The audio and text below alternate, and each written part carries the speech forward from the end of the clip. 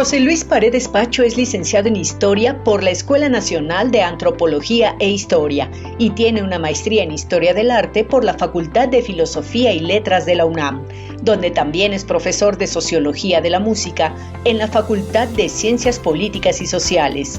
En 2015 coordinó el diplomado Experimentación y Disenso, Culturas Subterráneas y Heterodoxas en México, 1956-2003, en la misma facultad. Es miembro de la Asociación de Directores de Museos de Arte y autor de numerosas obras, incluyendo el libro Rock Mexicano, Sonidos de la Calle y el capítulo Los Nuevos Bárbaros, Oralidad y Nuevas Tecnologías, en el libro La Creatividad Redistribuida. Fue baterista fundador del grupo de rock Maldita Vecindad y Los Hijos del Quinto Patio, y actuó en la película The Grad of God. Desde 2012 es el director del Museo Universitario del Chopo, de la máxima casa de estudios. Pues aquí estamos con nuestro muy admirado y querido Pacho Paredes. Bienvenido aquí a TV UNAM, a Diálogos por la Democracia. No, gracias por la invitación. Al contrario, que Pacho, de verdad tú eres un ícono cultural, un líder de este mundo de la cultura en los hechos y también de la promoción de la cultura. Una joya muy importante en la corona de la máxima casa de estudios. No sé si todos lo conocen, pero esto del Museo Universidad del Chopo pertenece a la UNAM, tiene una historia muy larga, pero ya desde hace décadas es nuestra y es para nosotros un orgullo tenerte acá, Pacho, dirigiendo este muy importante proyecto cultural. Pues cuéntanos en primer lugar de esto, de qué es el Chopo, de qué se trata, cómo es diferente al Tianguis del Chopo, que en un momento dado empezaron juntos, pero son dos espacios distintos. Comparte con nuestra audiencia qué es lo que estás haciendo hoy. Bueno, me voy muy atrás, ya tú me dirás cuánto me acelero para llegar a los tiempos presentes, pero vaya, el edificio en sí es un inmueble de finales del siglo XIX, que incluso responde a un paradigma arquitectónico que se relaciona con el Palacio de Cristal, que era esta arquitectura que se creó para organizar ferias mundiales. Estos encuentros en las metrópolis del mundo para exhibir y promover los grandes hallazgos de la industria y del comercio, los grandes inventos. Era una especie de Internet del siglo XIX donde iban todos los empresarios y gobiernos a exhibir sus grandes productos y construían grandes galerones con edificios de hierro y de cristal. El máximo ejemplo de esto es el Palacio de Cristal de Hyde Park, que ya no existe. Entonces, el edificio del Chopo es parte de una serie de pabellones también de arquitectura de hierro y cristal, en Alemania, y que unos mexicanos a principios del siglo XX compran y lo desarman porque era arquitectura desarmable y la emplazan en una de las primeras colonias o suburbios, para usar un término actual, de la Ciudad de México. La Ciudad de México a principios del siglo XX equivalía más o menos al centro histórico. Entonces, en la Santa María de la Ribera, donde está ubicado el Museo Universitario del Chopo, era ya fuera de la ciudad y era uno de los primeros suburbios o fraccionamientos, no se usaban estos términos, o colonias, justamente colonización de un territorio fuera de la ciudad, para la clase gobernante porfirista, de estilo afrancesado, con toda esta idea del orden y del progreso porfirista. Ahí cerca estaba la estación de trenes, que también era un símbolo de progreso. Ahí cerca emplazaron también un kiosco morisco, que era también un pabellón de estas ferias, que está actualmente todavía ahí enfrente del Museo de Geología, que es de la UNAM, en la Alameda Santa María la Ribera, y emplazan el Museo del Chopo, bueno, el edificio.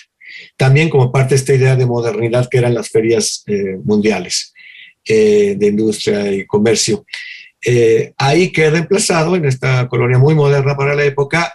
Funcionó solamente una vez como el pabellón japonés que inaugura Porfirio Díaz, pero posteriormente se vuelve el Museo de Historia Natural.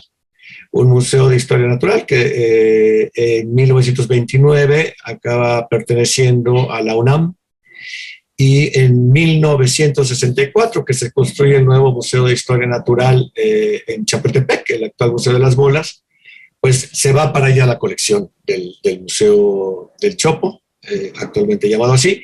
Una parte, la otra parte se va además justamente al Museo de Geología que ya mencioné.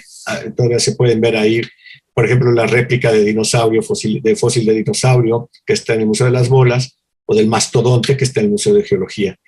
Y el Museo Universitario del Chopo queda, que no llevaba todavía ese nombre, queda abandonado. Se filman ahí algunas películas, La Mansión de la Locura, por ejemplo, donde se pueden ver las ruinas del museo, bueno, el interior con un museo abandonado, con las vitrinas vacías.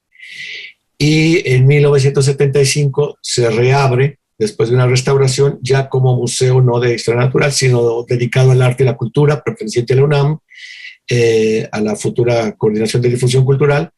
Y a partir de entonces empieza a cobrar un perfil muy interesante por varias razones. Primero, porque la política de difusión cultural de la UNAM siempre ha sido muy importante en la historia del país. Es una de las 3 funciones sustantivas de la universidad, a diferencia de otras universidades extranjeras que solo tienen 2, las funciones de la docencia y de la investigación. Lo mismo en la UNAM, pero aquí también, como función sustantiva equiparable a las 2 primeras, está la difusión cultural. Pero en un museo ubicado fuera del campus universitario y en un barrio ya popular, para... Sí, es fascinante, Pacho, porque un espacio que originalmente, como bien relatas, se origina en esta idea clásica de la innovación modernista, ¿no? Hoy se ha convertido un espacio, pues también innovación, pero y pues quizás lo podrías llamar innovación postmodernista, ¿no? Antes era la alta cultura, ahora es la contracultura.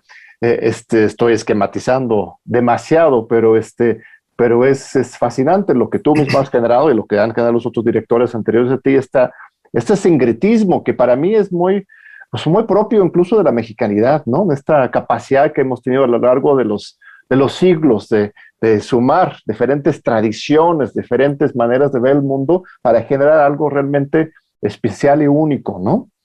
Sí, posmodernidad podría ser, o críticas a las modernidades, a la modernidad también, de manera incluso implícita, porque justamente siendo un museo que se emplaza en un barrio popular, se vuelve un recinto abierto y permeado por las expresiones del entorno popular, de los entornos barriales, pero también permeable a las nuevas prácticas artísticas, por ejemplo, los postconceptualismos, que en los años 80, 70 todavía eran marginales, no tenían demasiada cabida en las instituciones, pero también abierto, digamos, a movimientos subculturales, como era el rock en los años en que estaba estigmatizado y perseguido, y también abierto a los movimientos de género, los feminismos y los movimientos de la comunidad LGTBQ+, ¿no?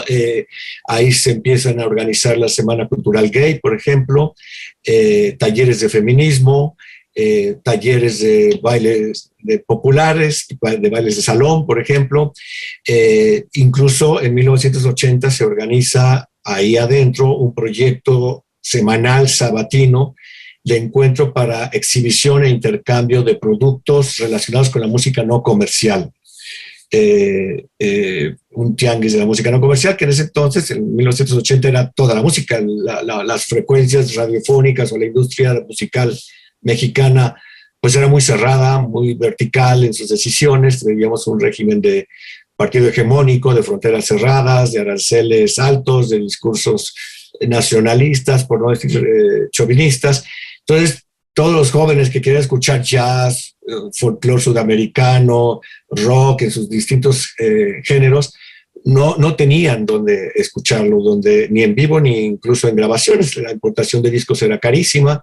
Entonces, este encuentro sabatino tiene tal éxito que prosiguió a lo largo de los sábados, fue organizado por unos cuantos sábados, y además el género que empieza a tener más éxito y desplaza al jazz, a la música clásica, al blues, bueno, el blues no tanto, al folclore, a la canción de protesta, fue el rock.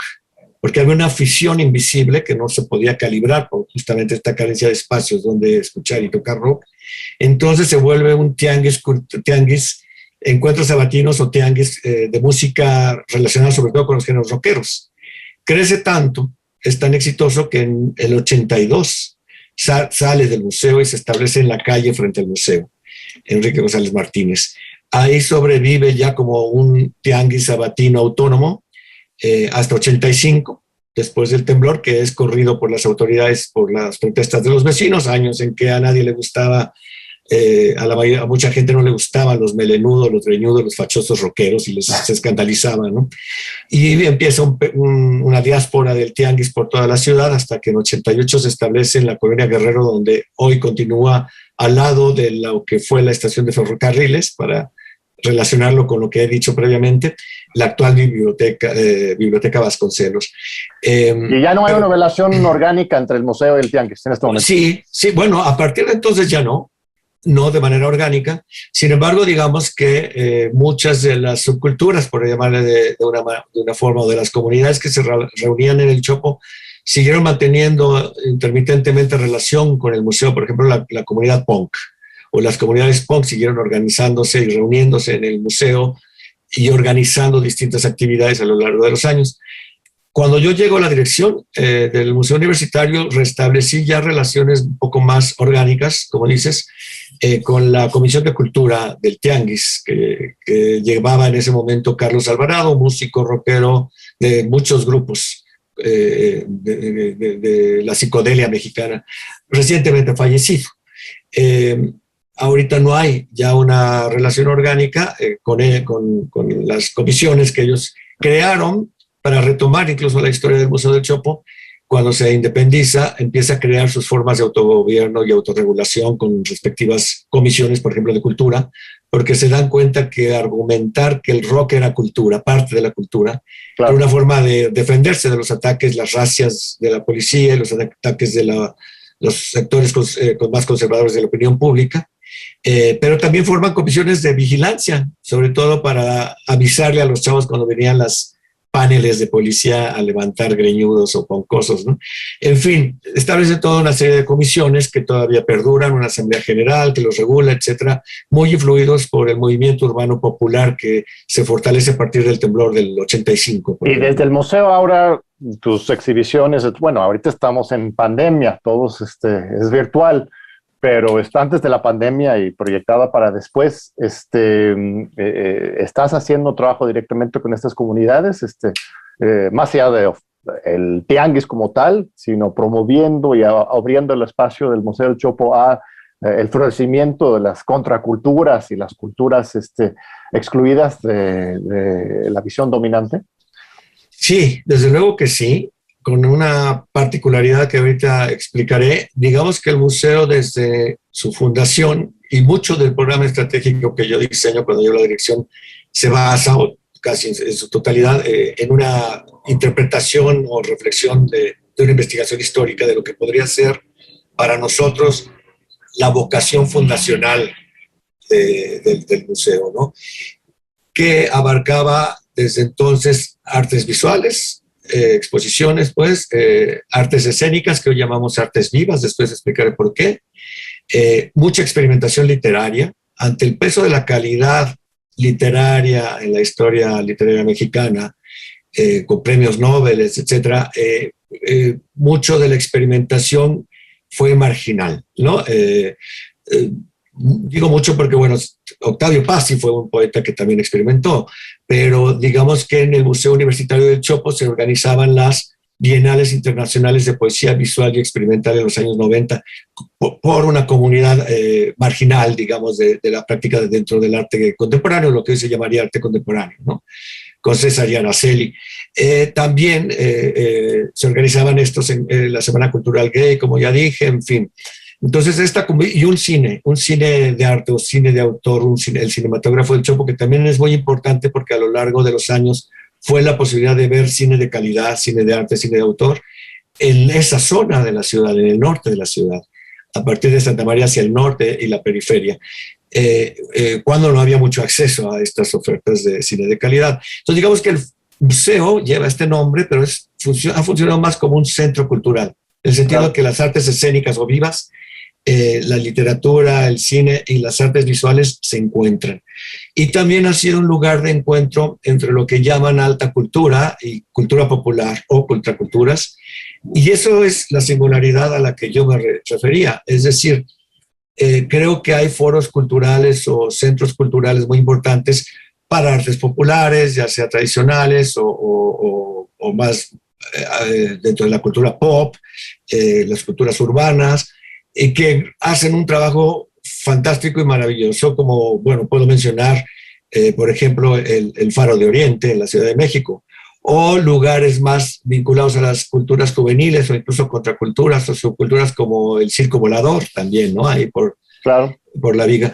Pero el museo, sin decir qué cosa es mejor o peor, o una tenga que ser mejor o peor, pero creo que cubre un ámbito que lo vuelve muy importante históricamente, sí creo a nivel global, a nivel mundial, y es que no es un museo que solo sirva a un público y a un ámbito y a una comunidad, sino es el encuentro de los diferentes, no solo de una parte de los diferentes.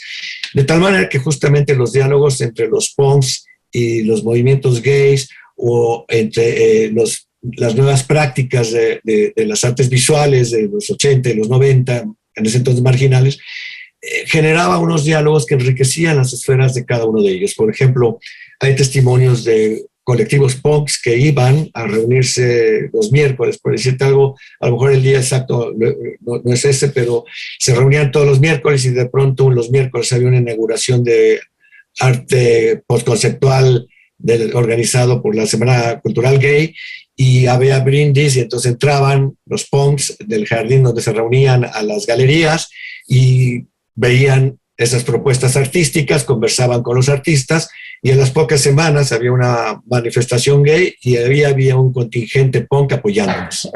Entonces, estas contaminaciones o influencias mutuas, creo yo, fueron muy saludables porque potenciaron y fortalecieron las prácticas de los respectivos ámbitos culturales o campos culturales o disciplinas, incluso artísticas, o comunidades, como lo quieras ver. Creo yo que este cruce entre las prácticas artísticas, más centrada a veces incluso en la autoría individual, en diálogo con las producciones culturales y artísticas comunitarias, es lo que fortaleció mucho lo que fue la producción cultural y artística de los 80 y 90 mexicanos, justamente de esos sectores que no entraban en las instituciones, ¿no? Eso es lo que creo es el poder. Sí, te voy a interrumpir un segundito porque tenemos que dar un breve corte y regresamos para continuar con este gran diálogo con José Luis Paredes Pacho. Aquí seguimos con Pacho Paredes. Un gusto estar aquí contigo, querida audiencia, y aquí con un gran líder de la comunidad cultural artística de México. Estás hablando de algo para mí esencial, el sincretismo, diseminación horizontal de diferentes ideas y culturas políticas y grupos, ¿no? Para mí es algo particularmente valiosa, ya lo mencioné, sobre nuestra historia mexicana, en la actualidad mexicana, es lo que genera una perspectiva crítica sui generis, ¿no? Es fascinante, por ejemplo, sabes que la Ciudad de México legalizó el aborto y el matrimonio entre personas del mismo sexo antes que San Francisco, antes que París. Hay algo muy especial de esta mezcolanza transformadora, revolucionaria, que viene, como bien dices, de hace mucho tiempo. Los 80s y los 90s quizás fue la época de oro, ¿no? Para esto, cuando tú mismo creaste, junto con tus colegas, Maldita Fecinidad. Cuéntame, ¿cómo fue vivir en ese momento? Deciden crear el grupo de Maldita en la coyuntura del terremoto y participan en este contexto cultural transformador. ¿Cómo fue esa lucha, esa experiencia? Bueno, sí, Maldita Vecindad surge en 1985 y sí nos considerábamos desde entonces como un grupo parte de la generación del terremoto, ¿no? De la emergencia de las movilizaciones ciudadanas, que posteriormente se les empieza a llamar la sociedad civil, ¿no? Es decir, unas movilizaciones ciudadanas de izquierda social, no partidista, que nosotros creíamos que arrancaban o se fortalecieron y dinamizaron a partir del terremoto. Vaya, mucho a partir de que con el terremoto fue la propia ciudadanía, sobre todo los jóvenes a que nos llamaban, yo era joven entonces, nos llamaban los muchachos, porque principalmente nos movilizamos para los jóvenes, para, bueno, toda la ciudadanía y la mayoría de los jóvenes de esta ciudadanía éramos jóvenes, para ayudar a los damnificados, a rescatar pertenencias o heridos, o llevar víveres o cadáveres ante la parálisis de las instituciones, ¿no? Oficiales del momento. Toda esta movilización perduró después de los días inmediatos al temblor para organizar festivales de apoyo a los damnificados, mucho en conjunción con algunos sectores del movimiento, de lo que se conocía como el movimiento urbano popular de la ciudad. Sin embargo, fueron justamente movilizaciones por causas sociales, no por causas político-doctrinales, por decirlo de una manera. Claro. Es decir, justamente por los damnificados primero, posteriormente el movimiento estudiantil por la Universidad Pública Gratuita del CEU, también por causas ecologistas, como me acuerdo de algunos festivales contra Laguna Verde, o otras causas ecologistas. Posteriormente, lo que fue el cardenismo, que también fue un hito en la historia política del país, digamos así hasta llegar al zapatismo. Todo esto fue justamente movimientos sociales ciudadanos por una izquierda social, o lo que se llamó sociedad civil. Y fue justamente la posibilidad de visibilizar a estos distintos tipos de sectores ciudadanos. En términos culturales, pues justamente estos sectores que hemos estado mencionando, ¿no? Las comunidades de género, las comunidades vinculadas a subculturas o gustos musicales, como el punk, el heavy metal, la psicodelia, etcétera. Y en fin, también incluso prácticas artísticas desplazadas de las instituciones. Todo esto creíamos nosotros que permeó muchísimo el movimiento rockero también, y Maldita Vecindad justamente surge de ahí. Maldita Vecindad fue, por lo tanto, un grupo que participó junto con otros grupos, no solo de rock, y no solo de música, sino también de teatro, de danza y de arte, en festivales de apoyo a los damnificados, por ejemplo, o a los estudiantes, articulados en torno al CEU en ese momento, y que justamente creemos nosotros impregnó mucho de la vitalidad de la escena subterránea o alternativa cultural de la Ciudad de México durante los 80 y los 90. El estilo es muy, muy propio. O sea, que ¿hasta qué punto era intencional, no? Se sentaron ustedes juntos, vamos a mezclar aquí el ska, el rock, el jazz, ritmos latinos, realmente es algo muy, muy único, Maldita. Yo me atrevo a decir que no podría existir en ningún otro país del mundo, ¿no? Es muy, muy mexicano, pues, ¿no? El otro día entrevistamos también al Maspuerzo, ¿no? De Botellita, que es otro grupo muy, muy, muy mexicano. ¿Cómo construyeron este estilo, su propia voz? ¿Por dónde se inspiraron o qué mensaje musical quisieron mandar? Yo creo que algo muy importante de mediados de los 80 es que empiezan a surgir cada vez más grupos con una voz propia. Es decir, mucho de la historia del rock mexicano se da a través de la copia en el buen sentido incluso. ¿Por qué? Porque muchas veces el refrito tiene una aportación voluntaria o involuntaria, ¿no? Pero digamos que mucho el código o el canon estético del rock en las primeras décadas se medía a partir de qué tan cerca sonabas en relación a grupos importantes, emergentes del escenario internacional anglosajón, ¿no? ¿Qué tan cerca estás de la nueva ola? ¿Qué tan cerca estás del New Wave o del heavy metal, de los grupos punteros? Y a partir del 85, a lo largo de los 80, o incluso desde antes, empiezan a surgir grupos que buscan más una voz propia. Sin embargo, sí, a partir de los 80 empiezan cada vez más grupos que empiezan a incorporar lo que podríamos llamar mexicanismos o localismos. Uno de ellos muy importante es Botellita de Jerez, que surge en el 83, Anteriormente podríamos mencionar algunos otros.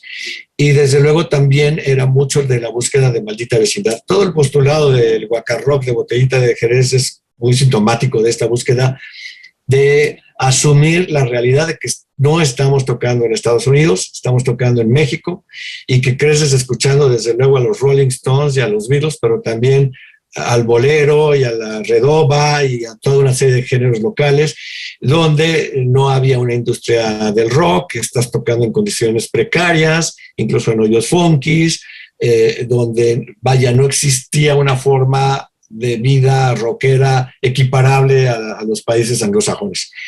Pero también, digamos, incorporar esto en las letras, con el caso de Botellita Jerez eran unas crónicas o incluso de burlas al uso del inglés en esta de No la hagas de Tox and Wings, una letra que dicen, ya tenemos nuestra canción para triunfar en el mercado anglosajón, decían ellos. Y no era más que una letra armada a partir de marcas, de branding en inglés, ¿no? Tox, Wings, etcétera. Y bueno, ya en el 85, que Botellita surge en el 83, surge Maldita también. Desde de entrada el nombre de Maldita era un nombre largo, que era una crítica, pero también un desmarcaje de los nombres. De la mayoría de los grupos de rock mexicano en ese entonces le llevaban su nombre en inglés, Kenny and the Electrics, Dangerous Rhythm, etc. Three Souls in My Mind, por ejemplo. Y Maldita dice, bueno, Maldita Vecindad y los hijos del quinto patio, es decir, un nombre que apelaba más a las bandas de orquestas mexicanas tradicionales o populares, muy largo, anticomercial, incluso en términos de branding, pero también en una forma de decir que somos hijos de esta tradición de la canción, por ejemplo, del quinto patio de Luis Alcaraz, compuesta por Luis Alcaraz. Entonces, este probable dilema, o que algunas gentes criticaban, de que los rockeros queríamos ser gringos nacidos en México y alinearnos a la cultura anglosajona, pues nosotros decíamos no, o sea, escuchamos el rock anglosajón, pero también somos hijos de las distintas tradiciones, no solo mexicanas, sino globales, del sur global. Y esta es, digamos, un poco la explicación del nombre y del estilo de Maldita Vecindad, incorporando mucho el ska, producto del movimiento del two-tones inglés, es decir, este movimiento donde los migrantes jamaicanos que crean el ska se mezclan con los distintos géneros de Inglaterra, y surge el movimiento de ska, post-punk, two-tones. Esto llega a México y nos sirve a nosotros para articular, a partir de este género, otros muchos géneros, como puede ser el bolero, la música popular mexicana, pero también la música africana o la música argelina o asiática, etc. La idea de decir, somos hijos de la globalidad viviendo en México. Y nuestras letras hablaban de crónicas de vida de los jóvenes de entonces en México. La idea de la vecindad también era una referencia al cine mexicano, donde la vecindad es como el microcosmos, casi un personaje central de mucho del cine clásico mexicano, donde encuentras los estereotipos de los ciudadanos urbanos mexicanos, ¿no? La madre abnegada, la mujer de la vida galante, el padre borracho macho, en fin, y todas estas contradicciones que se ven y conviviendo en los distintos patios de las vecindades. Esta era una forma para nosotros de decir por qué nuestro sonido sonaba como sonaba, que, como tú dices, no tenía clasificación en su momento, no era referido o podía referirse a ningún género del mundo, era producto de la mezcla, de lo que ya dije, y que pues después empieza a decir, bueno, es el rock mexicano. Al principio muchos nos criticaban porque les parecía, nos veían salir con timbales, tumbas, bongos, incluso al principio no había bajista, y le decían tropi-rock y se burlaban, ¿no? Desde luego, a partir de la segunda o tercera canción ya todo el mundo bailando, ¿no? Porque cuando tocábamos en festivales donde salían primero los rock and rolleros clásicos. Ya después se identifica con Maldita Vecindad.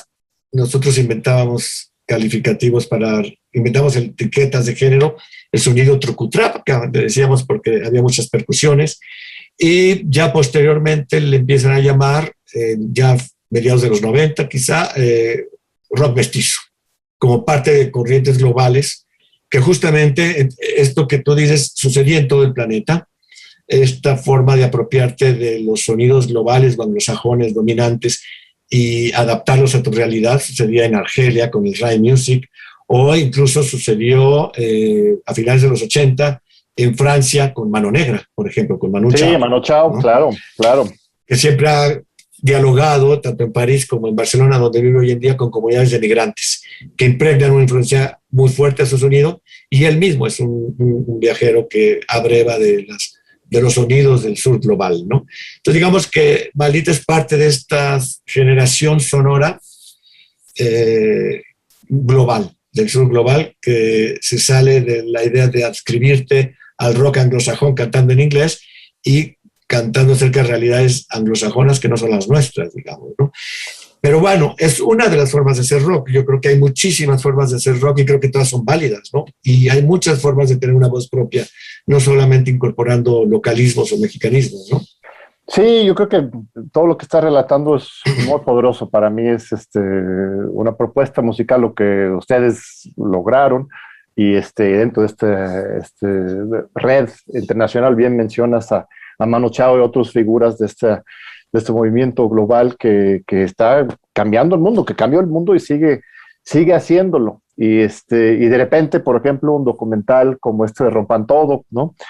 No lo refleja. No, francamente, bueno, está muy bien también.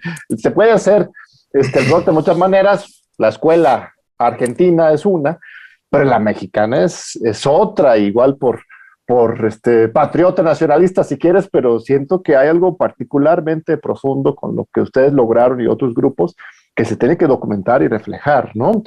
Por su carácter universal, aparte de las raíces mexicanas, ¿no? Sí, pues algo que pasa mucho en el rock es que de pronto los grupos que tienen éxito pues en el mercado, en el gran mercado, pues acaban volviéndose canónicos o referentes, y en realidad tiende a olvidarse que incluso estos grupos, de los que surgen desde abajo, si llegan a ser tan exitosos comercialmente, es no solo por méritos propios, sino también por todo este ámbito, este caldo de cultivo que existe en el underground o en la vida cotidiana, donde hay muchísimos grupos que son muy fuertes y muy propositivos, aunque no son conocidos fuera de su propia comunidad, ¿no?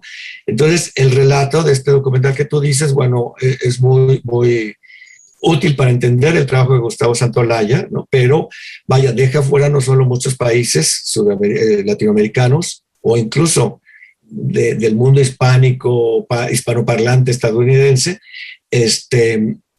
pero también muchos grupos mexicanos que fueron muy importantes, aunque no hayan vendido miles o millones de discos, ¿no? Eso es muy importante destacarlo, porque el rock como una escultura que surge de la vida cotidiana, desde luego hay grupos formados por los grandes corporativos o impulsados con dinero de los corporativos, ¿no? Que incluso podrían ser buenos sonoramente, pero el grueso de la cultura rockera se construye en la vida cotidiana, ¿no? Los grupos surgen de ahí, de los barrios recónditos de las ciudades, o incluso a partir de cierto momento en México, de las comunidades indígenas, claro, de pueblos originarios que empiezan a hacer composiciones desde sus tradiciones musicales, pero dialogando con lo global, ¿no? Yo he documentado estas prácticas desde finales de los 80, principios de los 90, particularmente en un libro que se llamó Rock Mexicano, Sonidos de la Calle, que se publica en el 92, se escribe en el 91. Hablo ahí de grupos de punk, en Otomí, por ejemplo, ¿no? Entonces, todos estos grupos son valiosísimos e importantísimos para las comunidades directas, pero también en términos de entendimiento de lo que es el rock justamente para los rockeros en general.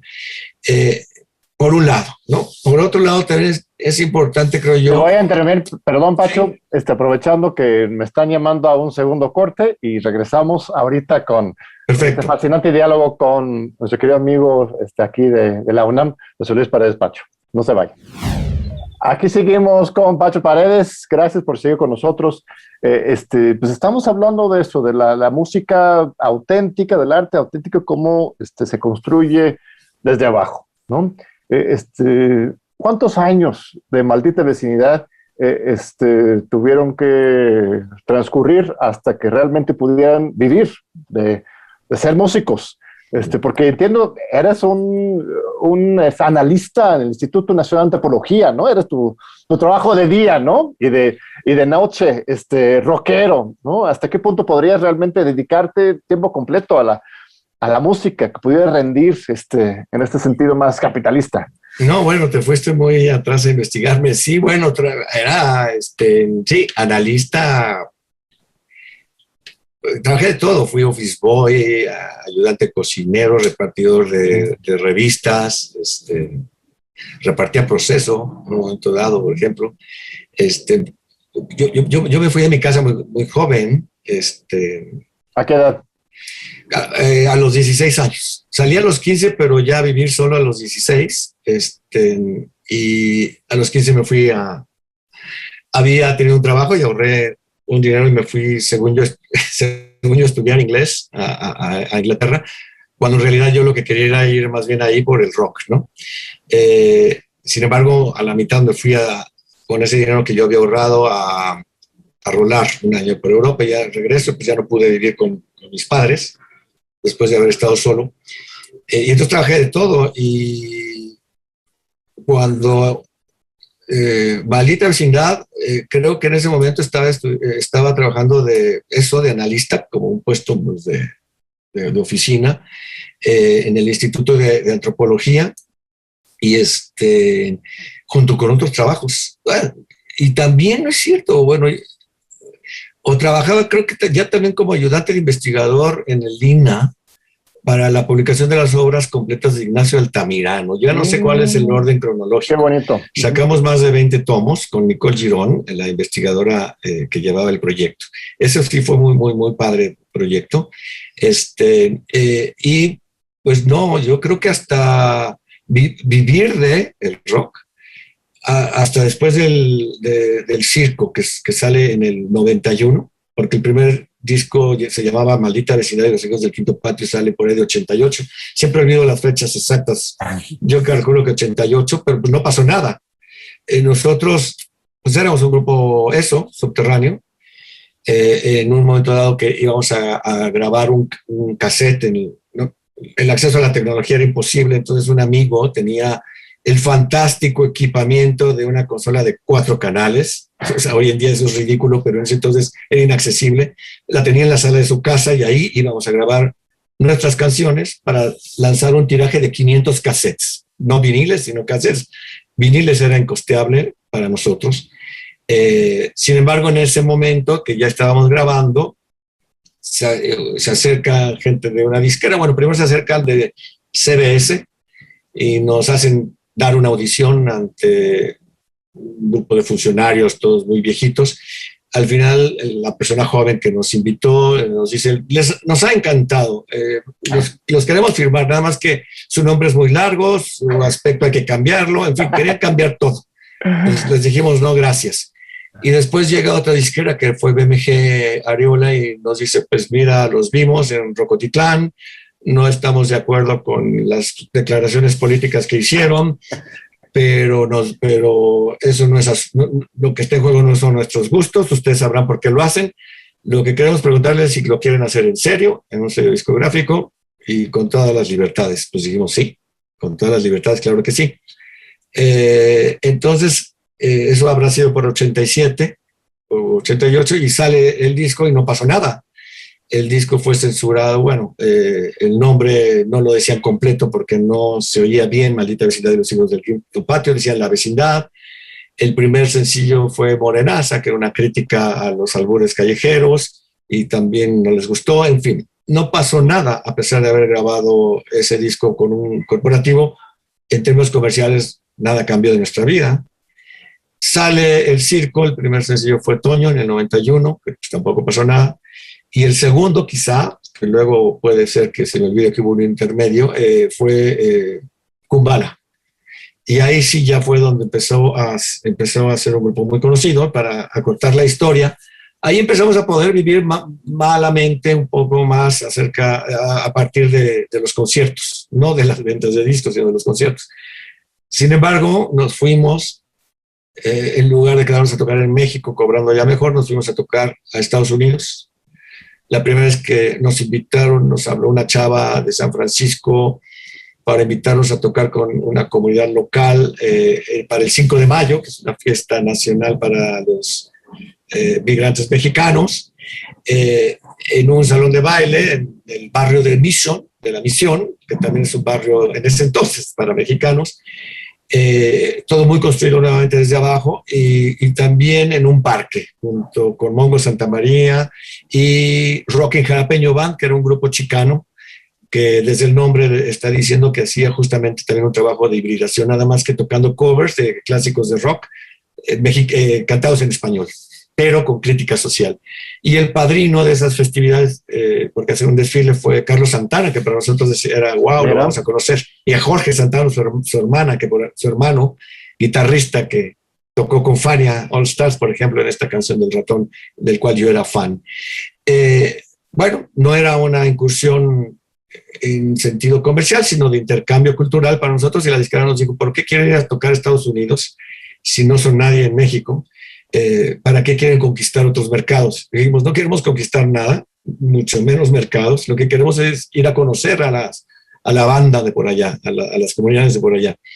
Esa fue la primera incursión en Estados Unidos. Ya después del éxito de Kumbala, seguimos yendo a Estados Unidos a giras, muchas veces nosotros cargando los instrumentos, o sea, muy precarias, a cobrar también como grupo principiante, de tal manera que, pues que se vivía de nuestro trabajo, pero tampoco muy bien. Y después, en el 93, nos fuimos a Europa a repetir el girar como grupo desconocido.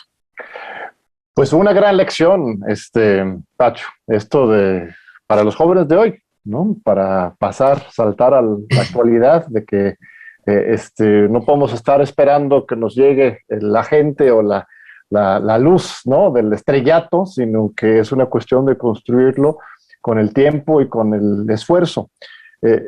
¿Cómo ves los chavos de hoy, de la UNAM, más allá? Yo me he impresionado, tú muy generosamente nos estás acompañando como asesor en este proyecto de Goya, que es un nuevo periódico estudiantil de y para los estudiantes de la UNAM, sobre todo a nivel bachillerato y licenciatura. Y me quedo impresionado. Igual no entiendo totalmente todas las expresiones culturales, pero veo una efervescencia increíble que me sorprende, porque son hijos y hijas del neoliberalismo, ¿no? Personas que nacieron en una época de poca esperanza, que ni conocieron el zapatismo, ni toda esta época de los 80s, 90s, pero de todas formas tienen un chip, ¿no?, muy rebelde, muy creativo. ¿Cómo has visto tú estos jóvenes de la UNAM o más allá, pues, la juventud hoy en la Ciudad de México y en México en general? Bueno, creo que hay que pensarlo como en plural, ¿no? Las juventudes, porque vaya, en todo, hace rato hablaba yo de grupos de rock de pueblos originarios cantando en su propia lengua, ¿no?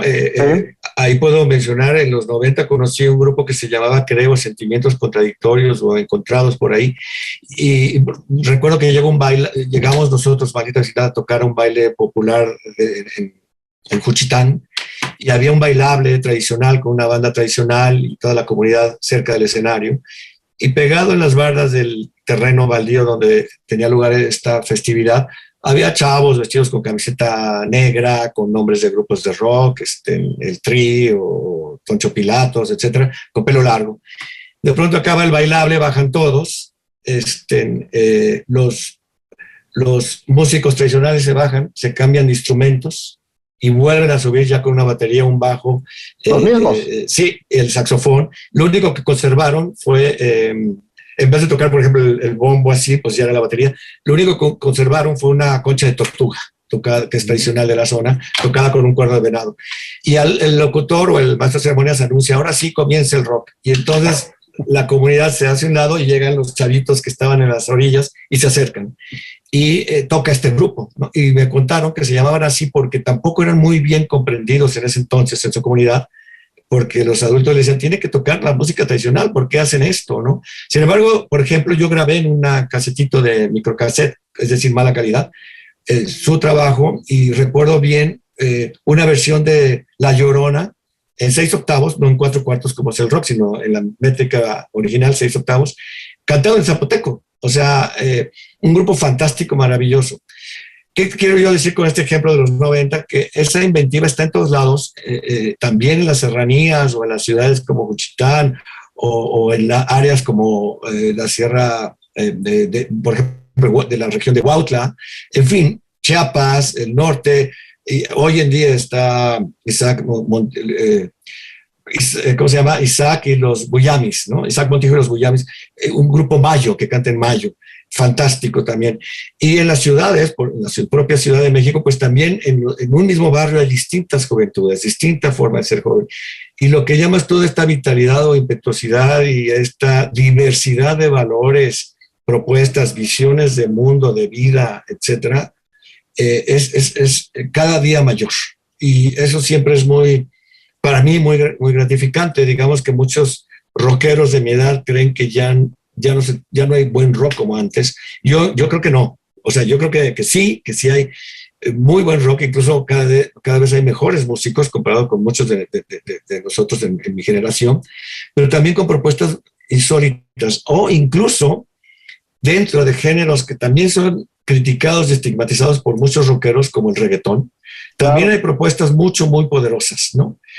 Me acaba de llegar un libro publicado por la Dirección de Publicaciones de la UNAM sobre el reggaetón, que yo recomiendo que lo busquen porque son textos y gráficas en torno al reggaetón y es una reflexión muy interesante que justamente nos hace verlo desde otro lugar, no a partir del reggaetón comercial que se oye en la radio, que no siempre es el mejor, sino del reggaetón que se está haciendo, ¿no? De distintas tendencias en la vida diaria.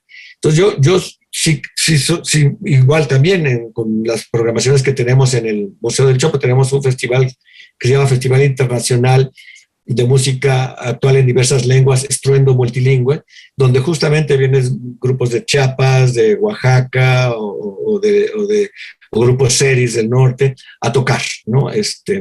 Conviviendo con grupos locales, ¿no? De rock. Entonces, vaya, la vitalidad de las propuestas y las perspectivas críticas muy disímbolas en sus posturas es pues muy esperanzador, ¿no? Porque sí creo que el panorama es otro, el escenario en el que surge Malita es otro al día de hoy. En ese entonces el problema era el acceso a la información y a los recursos.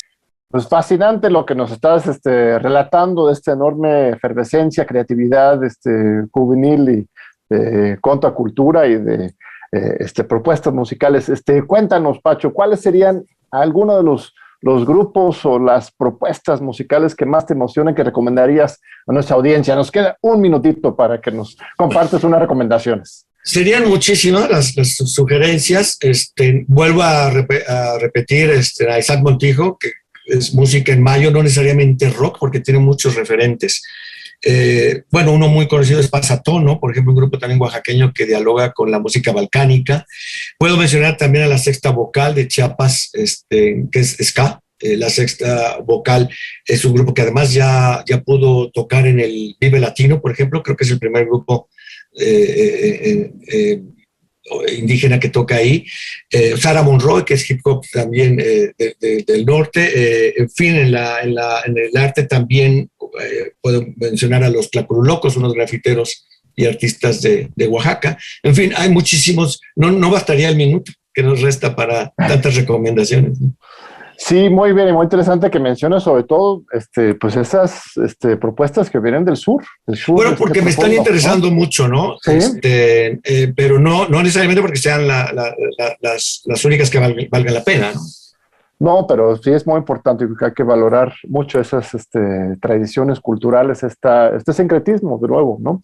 Que es una gran fortaleza pues del rock mestizo, ¿no? Como tú mismo lo has señalado. Bueno, es un nombre polémico lo de mestizo, ¿eh? Así lo pusieron en España. Ajá. Porque la noción de mestizaje también es polémica. Claro. Pero vaya, más allá de las etiquetas, lo importante además es que los grupos de jóvenes de pueblos originarios no se adscriben necesariamente como indígenas, reivindican su lengua, pero pues es ska, tzotzil o música actual zapoteca, o sea, se adscriben a distintos géneros específicos con su lengua en específico, en singular, no en torno a una etiqueta de indígena, claro, de no rock, por ejemplo, sino que eso es más como pensar desde el centro, ¿no? Claro, exacto. Pues muchísimas gracias, Pacho. Un honor, un gusto que nos hayas regalado este tiempo aquí a TV UNAM y a Diálogos por la Democracia. Y gracias a usted, amable público, por seguir con nosotros. Te esperamos de nuevo en 8 días. Pues gracias a ti. Visiten el Chopo.